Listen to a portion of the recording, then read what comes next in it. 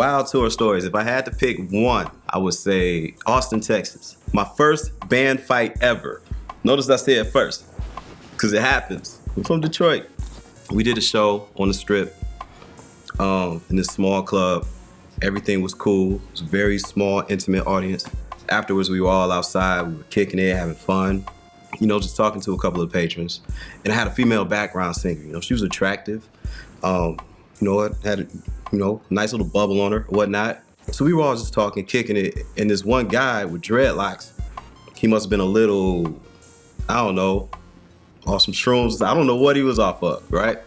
He runs by and he says something crazy to my background singer.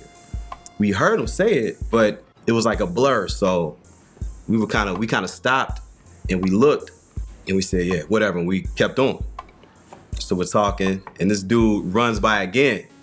This time he smacks my background singer on her ass and says, "That's right, bitch."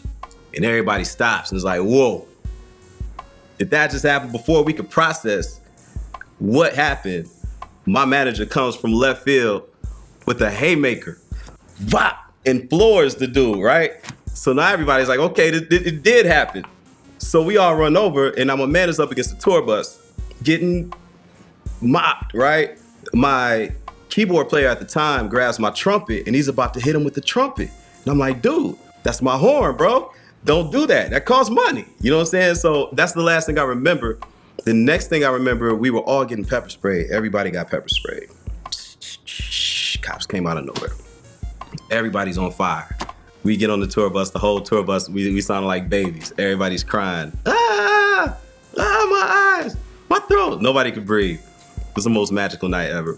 But what makes this even a better story is 5 years later, and it's so funny because when we were coming up here and my manager was following behind me, and I'm thinking like, why didn't he do this a few years ago when the incident happened? Now I'm gonna tell you about the incident.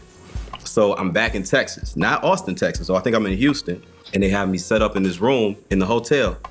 You know, just like this, we had the cameras set up, mics, cameras, you know, lights and everything. And there's one guy in the room manning the camera, and then there's the guy that's interviewing me, giving me the interview. I sit down with him, and they're getting everything set up, and I'm talking to the guy. He's like, yeah. He's like, how you doing, man? I'm like, I'm cool. He said, yeah, you remember a few years ago you were in Austin, Texas, you did a show? I'm like, yeah, I remember that show. He said, yeah, you remember you beat a guy up that night? I'm like, yeah, I remember that. He's like, yeah, that was my boy. And now I'm like, okay, I'm sizing the situation. It's me against this dude and this boy, man, in the cameras. If they wanted to, they could retaliate on me real quick. And I'm like, where's my manager? You know what I'm saying? Where's anybody?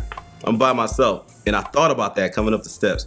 But the dude was cool. He was like, nah, man, ain't no problem, man. You know, it wasn't your fault. He deserved it.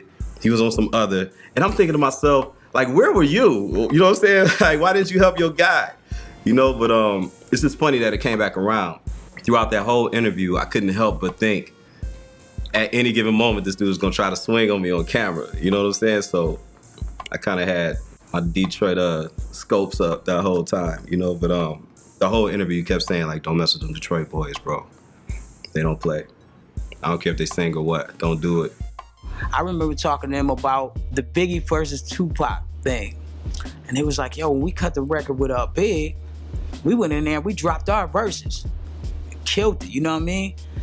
Big took like 2 weeks before he came back with his verse. We did it, but we weren't really thinking practically in terms of like, how is this gonna affect my solo career? Is the label gonna get this? What, you know? And I was really doing well at the time. I was actually selling double platinum albums and platinum albums. Before we would do this song, When Will You Call? I would go, yeah, let me call her. And then I'd go in my pocket and get the phone out. I'm like, yeah. And then there was a cue for the piano player to start playing the intro. And I look over, and it was the craziest look I've ever seen.